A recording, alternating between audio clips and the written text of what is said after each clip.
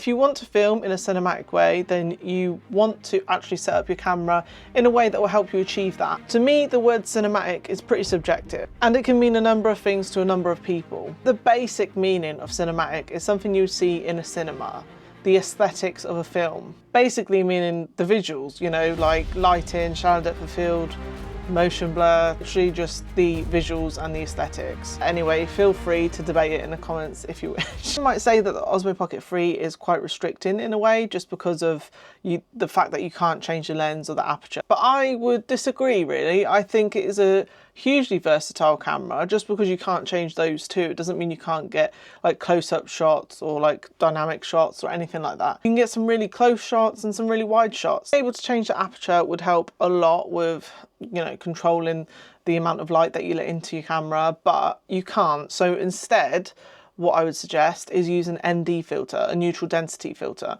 And this really helps with controlling the amount of light that you let into your shots. You can get different sort of levels. I've got a variable one at the moment, and I also have a black mist within the variable ND filter on the Osmo. I don't usually say you absolutely need something and something is essential. I personally think an ND filter is essential for getting cinematic style shots because the shutter speed should stay the same once you set it, and I'll explain that in a minute. Just to quickly show you an example, this is with the ND filter on, and this is with it off. So as you can see, it is a bit overexposed, and this is the little filter. It's tiny, it's magnetic, and it just pops back on. So I'm just going to pop it back on. I will say though, it is easy to nudge. As you can see, it really helps with keeping the exposure down. I'm getting a bit of a dry mouth, so I quickly need a coffee break.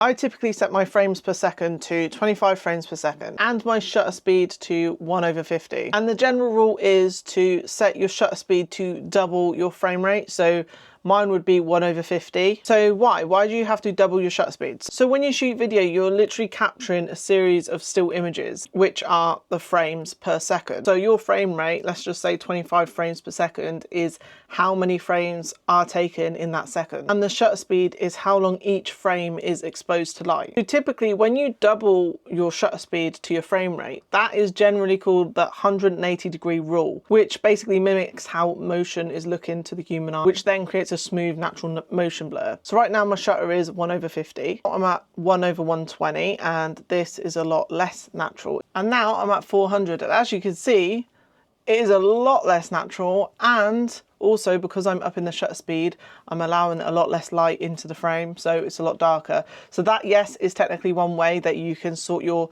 exposure out, like you can compensate, but I wouldn't. That's why I would get an ND filter, because it just doesn't look great. Like, it's very sharp, very unnatural, and it's not cinematic. That being said, if you're doing like, I don't know, a cool music scene or something, and you want a slow shutter just to create some really cool motion blur, take your shutter all the way down. Go to like 120 or 115. Like, just test it out, because it can create some really cool effects. So don't think you can like never play around with your shutter speed, because you really can. It's just what you want to do and what you want to create. So you may be asking, a lot of people shoot at 24 frames per second, why am I shooting at 25? I actually looked into it, and basically in the UK and Europe, the power frequency is at like 50 Hertz. So it's basically to do with the power frequency. If you shoot at 25 frames per second, it syncs with the 50 Hertz, the power frequency, and there won't be any like flickering with like artificial lights and stuff like that. That's literally why. I know it's different in the US, so a lot of people do 24, but in the UK and Europe, just to let you know, 25 is fine.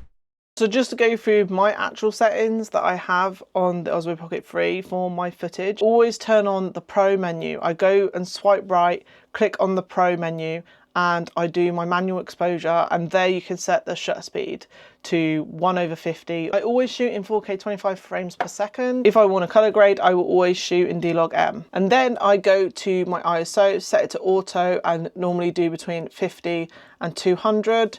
Or it really depends if the room is lit well or whatever, but I don't typically like to go over 800, so just choose whichever is best for you. My focus mode is normally on continuous, but If you are doing like panning shots and stuff, I do suggest doing like single focus because it might look better. If you don't want it to change, just do single and then focus on the subject that you actually want to shoot and then pan it. And then I typically go to image adjustments and put my sharpness to -1 because I did have it on -2, but I put it to -1. I just find that the sharpness is quite sharp and I prefer more of a softer look.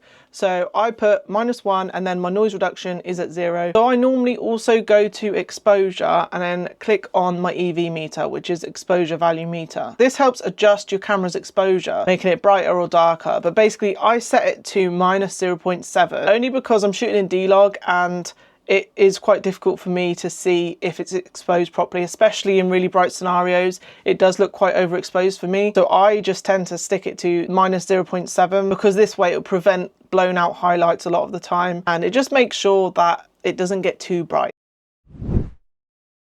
So I shoot in D-Log M. So D-Log M is just a very flat color profile. So that means you can easily color grade it in post. If you're not into color grading, that's totally cool, but I will say color grading does make your video come to life. You can create some really unique looks from color grading, so I do highly suggest trying to actually get into color grading. DaVinci Resolve is what I use for my editing, and I just genuinely really enjoy color grading. I love the process of color grading. It just makes everything come to life and look how you really wanted it to look, like the colors, the depth, everything. You should just use every feature you can on this camera and try to make it work for you. You can have it follow you and look like someone is filming you. Also, you could do cool things like spinning it 90 degrees or 180 degrees. And I think that is such a really great feature to have. It just brings something different and it's a lot easier than you trying to spin it yourself. So using features like that on this camera and utilizing what this camera can do is the perfect way to create cinematic shots because it makes it easy for you.